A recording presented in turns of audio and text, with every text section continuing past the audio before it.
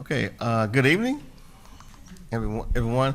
I'm Dr. Albert Samuels. I'm chair of the Department of Political Science and Geography, and we're going to be moderating a forum for District 70. We only have one candidate today. It's Barbara Freiberg. I think we have some other. I think Steve Meyer wasn't able to be here, so we're going to have a kind of an intimate conversation. So we just kind of like to start off asking you, what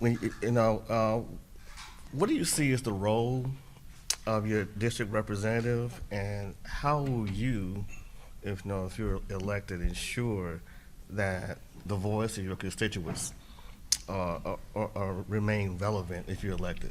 Do I get to introduce myself first? I'm sorry. First of all, thank you for this opportunity to be here tonight. And Dr. Samuels, it's a special treat to have him as the moderator because so often he has come to testify. So often I've heard him in forums and in discussions, and he is certainly a wealth of knowledge and well respected, and this is a thrill to be here tonight with him. I'm Barbara Freiberg, and I think that was going to be the first question. It was kind of a quick introduction. I've lived in this community all my life. In fact, I've lived within a mile of this building all my life, except for the years I went away to college. I went to Highland Elementary School and Lee High School, and then to Louisiana Tech University and the University of North Carolina, Chapel Hill for my graduate work. Came back to Baton Rouge, taught school for about 28 years before I was lured away by the Board of Elementary and Secondary Education to be K-12 administrator. Saw there some things going on in the schools that I thought could be improved. Left the Bessie board, went to LSU to work with the transition to teaching program. Ran for school board, was elected president the night I was sworn in, and served 6 years on the school board till I got upset with the Metro Council for not working with the school board on some issues when we got our new career academy started, and thinking out of the box on some transportation issues. So I ran for Metro Council, was elected, and really got done what I thought I could for education in a couple of months. Became very involved with infrastructure, but decided since I'm term limited because of my age, that I would run for House of Representatives to serve in that capacity to further the education agenda. So that's a little background. Okay. Now, just leading to the question I asked out of order, which is, what do you see as the role of a district representative, and how would you ensure that the voice of your constituents remain relevant if you're elected? Well, Dr. Samuels, I'll tell you, I thought moving from school board, Metro Council to House of Representatives would be an easy, shift, a transition. It wouldn't be too difficult. But it's the most difficult transition I've ever made in anything I've ever done. Working with 104 other people, working with over 16,000 pieces of legislation each year, it is a transition that takes a while to adjust to and to learn. And to be honest with you, until I was in my third year, I didn't really feel comfortable. So there is a transition, and it's important. Over the years, I have tried to listen to the input that my district has given me. I've tried to attend any civic association meetings that are available. I have a place on my website where you can send me your concerns. You can call my office. And I have always sent out information to my district asking for feedback. Okay, all right. Thank you for that. Thank you for that response. So we're going to start off with an issue that you've got some experience with, and that's education.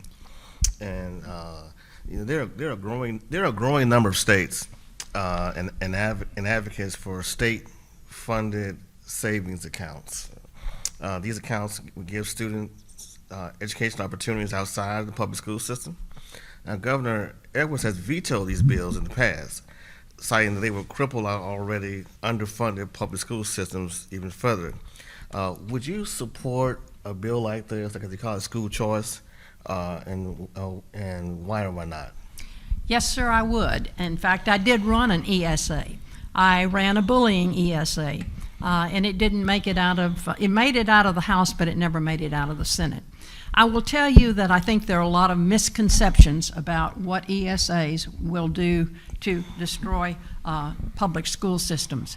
There are 8 states currently that have universal ESAs. There are about 5 others that are passing legislation at the current time to do so.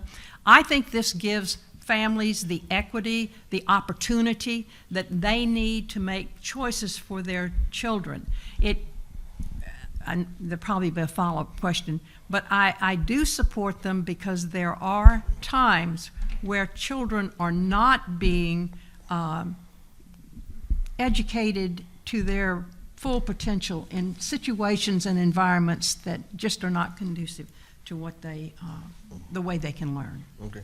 And obviously from your experience in education, you realize that one of the arguments against that is that that's going to take money away from the public schools. And so how do you address that concern or to mitigate the concern that this is going to take money away from already cash-strapped Well, I would school invite, systems? first of all, I would invite people to look at the data nationally, because the data nationally will tell you school systems actually save money.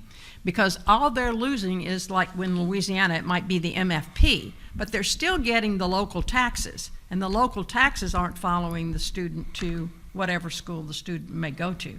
So I would ask you to look at the data in other states where this has happened, because it has not been the case. I would also say that we ought to look as a system at how we prioritize our staffing. I think, you know, as our population of students has increased very slightly, our population of adults in the system has ballooned. Now, are all of those positions really necessary? I agree that many of them are, because we're more specialized now.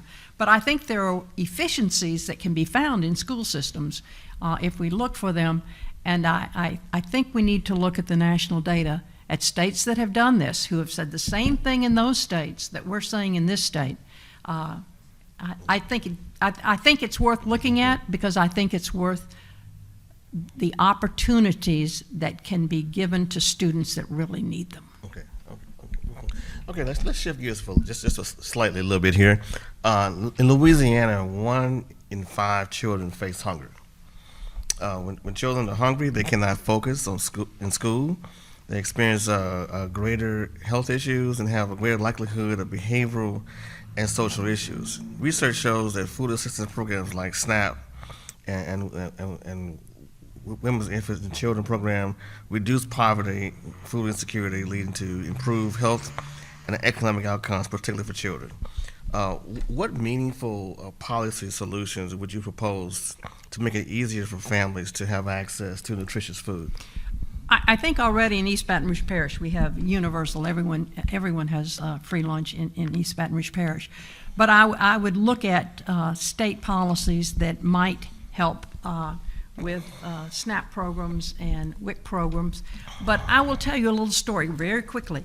I sponsored a bill that was called the Hunger-Free Campus Bill, because information was brought to me that 30% of our post-secondary education students had hunger deficiencies. What's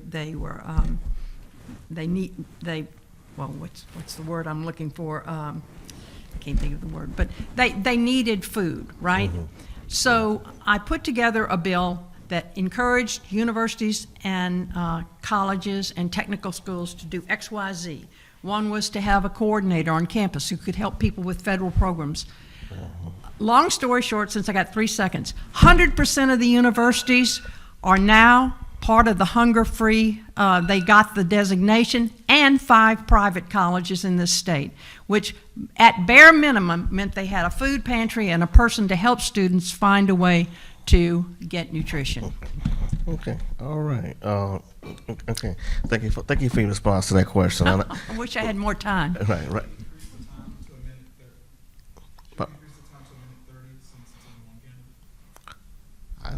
Okay, I think we can do that. You know, you time.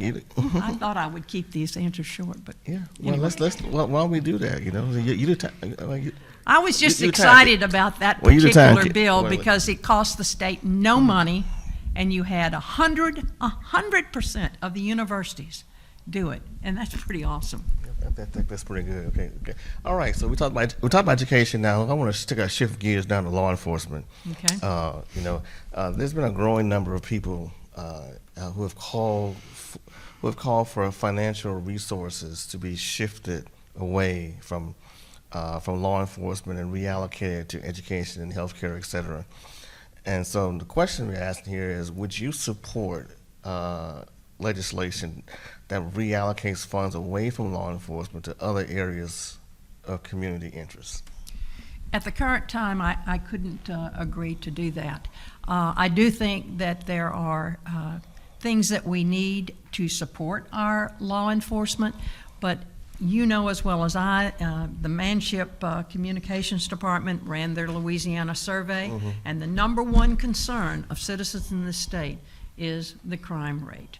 And I don't think we can cut back on the number of law enforcement, but I do think they could be better trained for de-escalation. They could be given more state-of-the-art equipment to be used. The Real-Time Crime Center here in Baton Rouge is a great example of what could be done throughout the state, where police officers know before they go to a home who's in that house, what might be going on in that house, what kind of situations they might expect to find, and that can help to de-escalate what might happen once someone goes into a home or a situation. But I do believe at this particular point, we need to support our law enforcement, and we need to give them the tools they need, including training on mental health and some of the other issues that we find, domestic violence, that we find sometimes escalate into unfortunate situations. Okay. And so that kind of leads to the next question here, because obviously one of the concerns that many Louisianans have had is those that,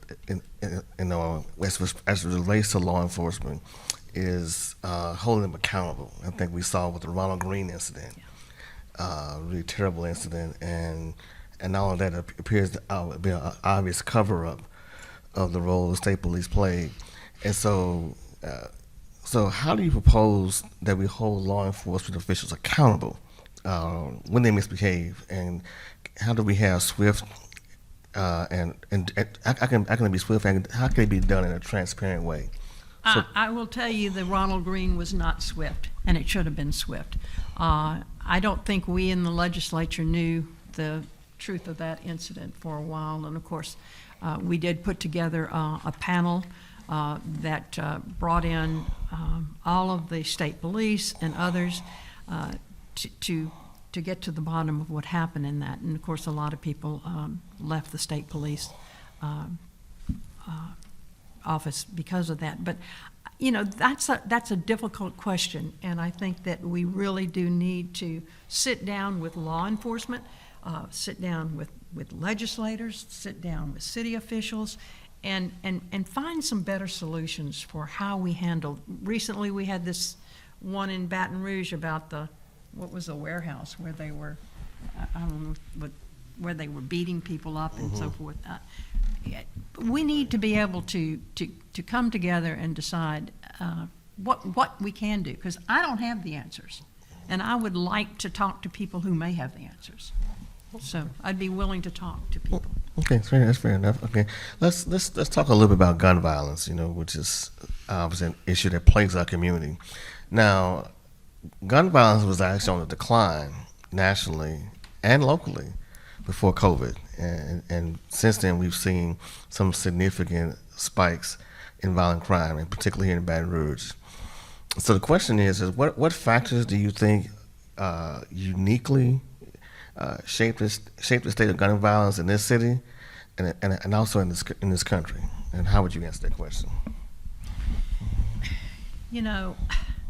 Again, that is such a complex issue, and I think a lot of it goes back to the culture that so many of our children find themselves in, where the sale of drugs is a way of making a living, where gun violence is just part of the life that's around them each day.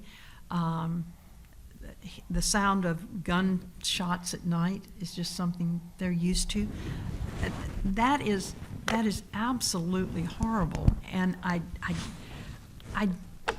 really don't know. And again, this is where I think all of us who are experts, and I'm not one of us, but I would like to hear from experts as to what we could do to prevent this, particularly with the high caliber machine gun type weapons, which no one should have. I do believe that parents do have a responsibility for making sure if they have guns, they're not out for their children.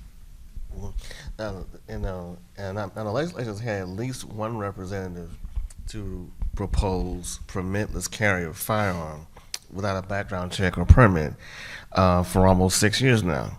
Louisiana is the only state in the Deep South that has actually resisted this bill, as either voted against or vetoed the bill each time it comes up, and so it's likely to come up again.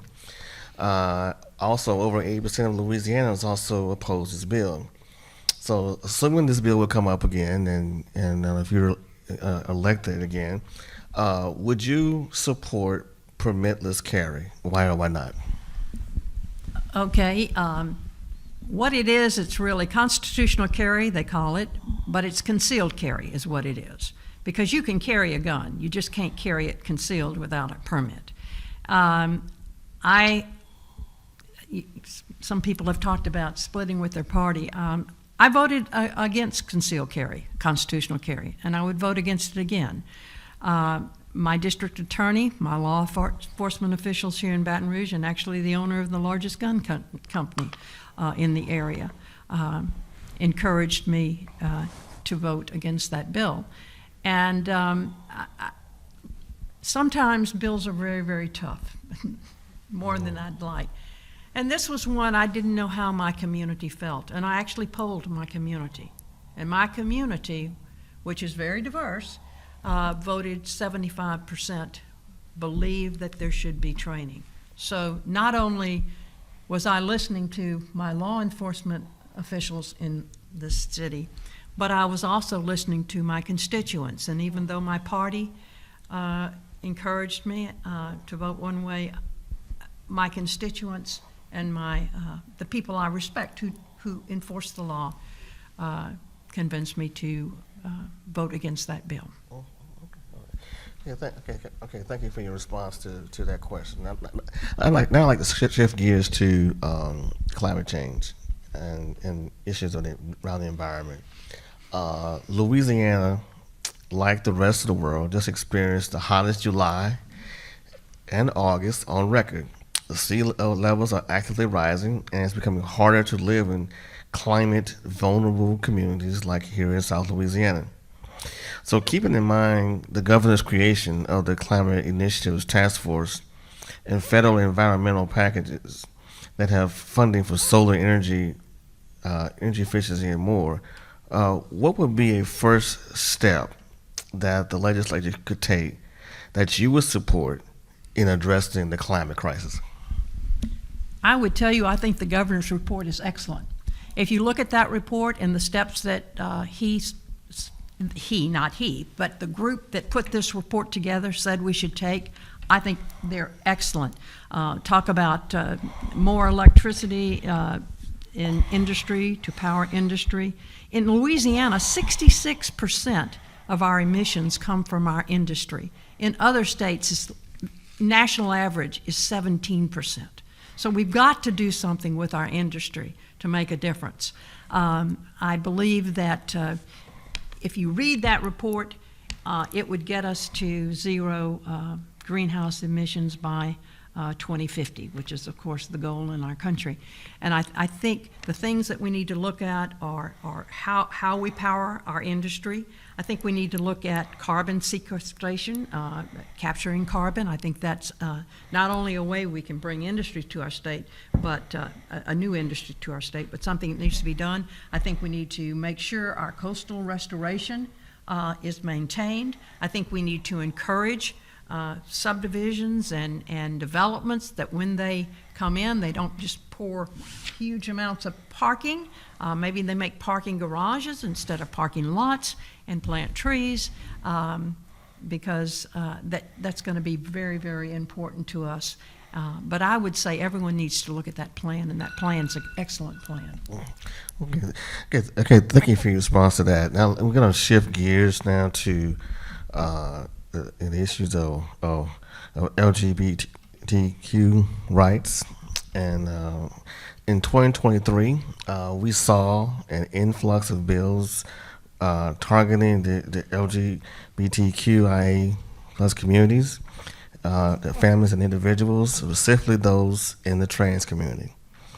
Though vetoed by the governor, HB 648 passed, and in 2024 will limit gender-affirming care for transgender youth and not allow exceptions for parents who have consented for their children to access this care. So do you believe that this legislation was an overreach and a blow to parental rights? I believe a little bit of both. The bill that came to us, and I did vote for the bill, had both the care before a transition as well as the surgery, the transition. Had those been separated, my votes might have been different, but I did vote for the bill, and I did because I believed it was permanent, and I felt a young person should be in an adult age and able to make that decision. As you know, probably, I did vote for some things in education that would protect, like the Don't Say Gay and the pronoun bill, because I believe that should be a local school board making those decisions. But that's a very, very tough one, and yeah. Okay. All right. And let's talk about reproductive rights. In the post Dobbs area, the topic of abortion has been one of the most divisive issues in current day politics in the United States. So will you tell us what your position is on abortion?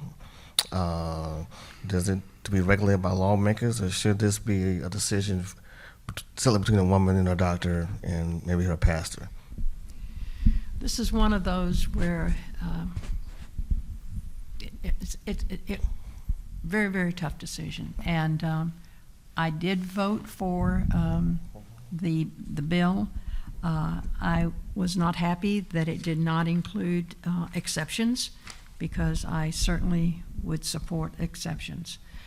I believe if we're going to have this mandate in our state, that we also should have a mandate that we care for folks, that we give education and support before and after birth. I think there's a lot that we can do for maternal health that is very, very important to the life of the mother and the life of the child.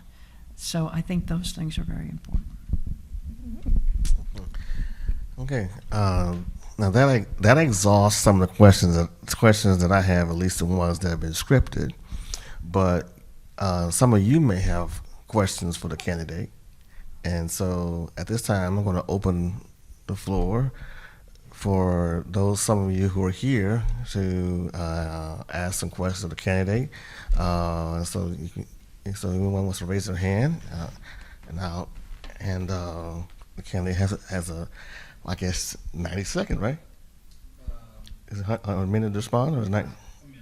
A minute. I give it a minute to respond.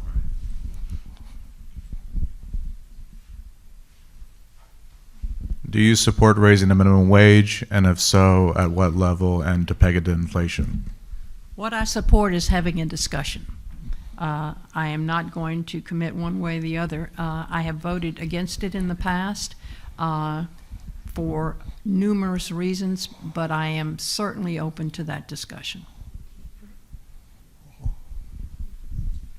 My question has to do with the environment, like greenhouse gases.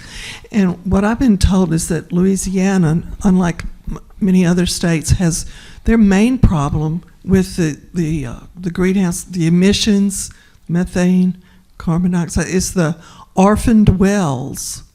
Do you know? And I think the legislature could do something about that. Think that is something the legislature is addressing and has addressed. And I do think that many of them are being remediated currently. So I think that's an issue that we are addressing. Are we doing everything we can? I'm not sure. I'd love to see you look into that Okay. to get definite answers. I heard there was like 100. Well, there are probably And that hundreds, not 100, but Yeah, hundreds. we know that is an issue, and we are attempting to address that issue. Okay. Okay. Okay, we have a question. Okay, I want going back to our children and child care availability. With the income limits, a lot of people child care availability is based on the income, and I know a lot of households that jobs depend on the weather.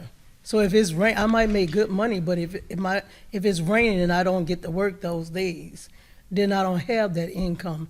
And so I think and a lot of people income be like within $100 of being eligible or ineligible. So I think that income needs to be looked at far as child care assistance goes. So how do you feel about that? Well, if you had about 5 hours or 8 hours, I would love to talk to you about this whole issue, because it's kind of my number one thing. It's my heartbeat. It's everything I've been doing for the past few years, working on early childhood care and education. And you can ask about the legislation I ran this year, which is going to mandate that the Early Childhood Commission come up with a sort of permanent source of funding, sort of a mini MFP, so that 150,000 kids that we need to be providing with early childhood care get that. When we're only servicing about 26,000, we have an issue, and to me, it's the number one economic driver in our state. If we would put money into early childhood, we would solve a lot of our problems, and it would be universal. I mean, we need it for everyone. We know that 90% of brain development happens before age 5. How can we not address that with our children? Absolutely a priority. Thank you so much. Absolutely. Hi, I just wondered if you can give me a deeper assurance that the Republican Party in the state is majorly on board with Governor Edwards' climate action plan. I cannot give you, I don't know the answer to that question. How about the wind farm?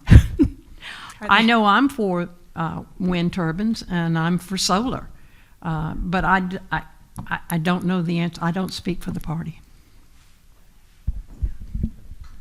Question right here. First, let me say I think I am in your district, and I think that I can attest to the fact that I did call your office with a concern, and I was directed to your website to voice my concern. Sadly, my computer went down, so that didn't work out, but I appreciate you for leaving that avenue open for concerns. Well, and the honest truth is, I would give anyone my phone number and have you call me personally, because I think one of the most important things we do as legislators is to answer to our constituents. And when there's a concern, I need to know if it's not addressed, because that's the most important thing to me, is that it be Absolutely. addressed. Currently, though, I'm a senior citizen, and my concerns personally are about tax cuts and incentives for seniors, so that we're not paying high property taxes on top of, other bills that we have that we're trying to keep up with on a limited income. What would you do about senior citizen care and tax breaks and incentives. Well, as far as property tax, those can be frozen. I would love to hear ideas. Bring me some ideas. I don't operate in a vacuum. I like to hear everything I can. I like the ideas that people can bring me. Your vision is probably better than mine on this. I'm also a senior citizen, and so any idea you can bring to me. I've looked at other states. I've looked at what they're doing, and I'm if reelected, I'm looking at some legislation that I want to copy from some other states. But I would love to hear what you have to say. I will let you know. Yeah, please. Other questions? This is probably going to be a hard question, and I know that you were on the committee with the Ronald Green case. I was not on the committee. You wasn't on that? No. Okay. No, I wasn't selected to be on that. Okay. That's one of the things that comes in the legislature is tenure. When you've had tenure, you get to be on more of the committees and you get to be leadership. But no, I Okay. was not on that committee. And I've often wondered, from Ms. Mona, what has been done, or what would you do to address that mother? That 2 state troopers knock on her door and say, your son was killed in a car accident. And then she sees a year and a half later that child being beat to death. I mean, what can we do about those things? I mean, so we look in our community, I'm being a person of color, not trusting the police and everything. And then we see what's happening now with the Brave Cave. And then we hear people say, if you see something, say something.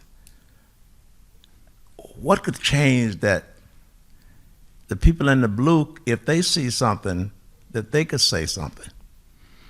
Well, I think that is a change that we have to see. And as I said earlier, I don't have all the answers for that. And it was very, very tragic. And you would hope nothing like that could ever happen again. But it may. And what we need is some policy that we can all come to the table and agree on. And I don't have the answer. I would love to have the answer. And we see it still going on. Well, you know better than I. Okay. Okay. Okay. At this, I know this. What I can do now is to allow our candidate to give a 1-minute closing remarks. Well, I would say that in this position, I think you should look for a person who has vision, who is dedicated, and would work tirelessly in the position. And I think in every elected position I've ever been in, I think that has been the case. I only missed 2 days of the entire session for 4 years. Those were for health reasons to go to MD Anderson. But I really, really, really work hard at this job, and I try to listen to all voices, and I try to work across the aisle. And I'd appreciate the vote if you live in my district. Okay. Thank you, Representative, for being with us. I want to thank everyone for coming out, and for the Power Coalition for sponsoring this event, and any other community partners that were responsible. And the election day is October the 14th. Early voting begins September the 30th, runs to October 7th, with the exception of Sunday. Make a plan to vote. Remember, October 14th is also some home football games in town, so please make a plan to vote.